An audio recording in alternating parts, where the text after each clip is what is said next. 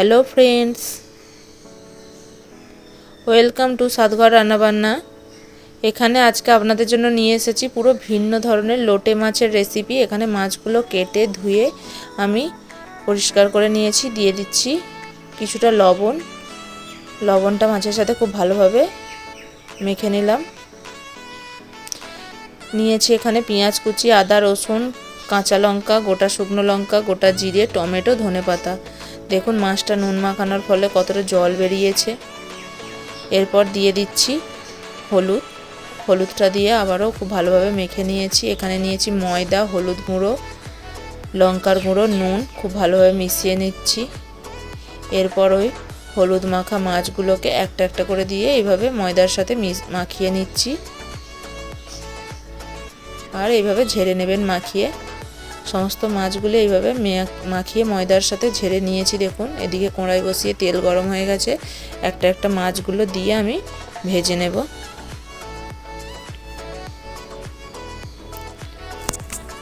এক পিঠ খুব ভালোভাবে ভাজা হয়ে গেছে। এইভাবে আস্তে আস্তে উল্টে অপর পিঠও ভেজে নেব।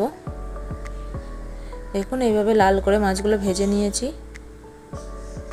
একইভাবে সমস্ত মাছগুলোকে লাল করে ভেজে নিয়েছি। বাদবাকি তেলটা আমি ঢেলে এখানে দিয়ে দিলাম সরিষার তেল, ফোড়নে কালো জিরে, পেঁয়াজ কুচি।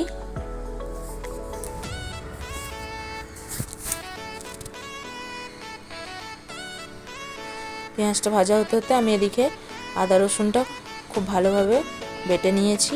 পেঁয়াজটাকে একটু সরিয়ে মাঝখানে তেলের মধ্যে দিয়ে দিলাম আদা রসুন বাটাটা।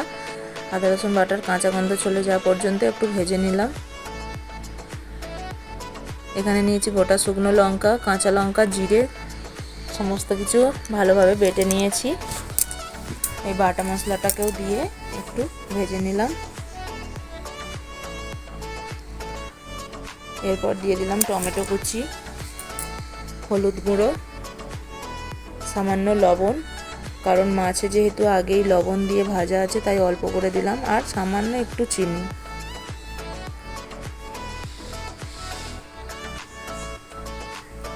রঙটা ভালো আসার জন্য কাশ্মীরি লঙ্কার গুঁড়ো দিয়ে দিলাম একটু।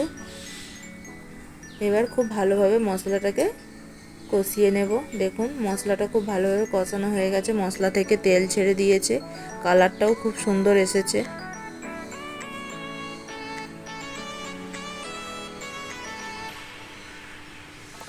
এরপর দিয়ে দিলাম ওই শিল ধোয়া জলটা।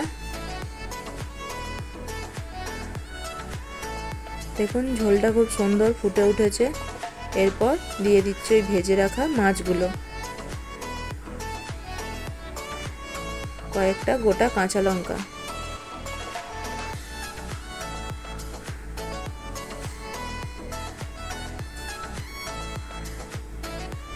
ওপর থেকে একটু ধনেপাতা কুচি। মাছটা আগেই ভাজা আছে, ওই জন্য খুব বেশিক্ষণ রান্না করতে লাগে না সময়।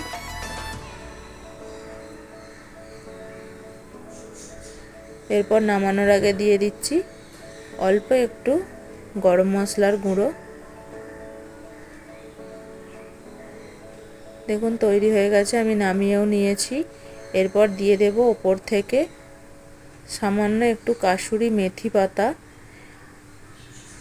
এইভাবে হাতের মধ্যে একটু ডলে দিয়ে দেবেন এবং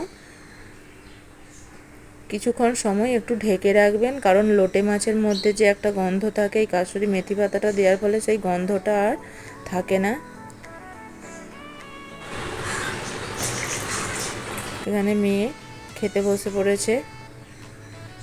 মাছের ঝাল দেখে আগেই জল খেয়ে নিয়েছে। এরপর খেয়ে বলবে কেমন হয়েছে। গরম গরম ভাত আর লোটে মাছের কষা কষা, তাই তো? খেয়ে দেখো কেমন হয়েছে।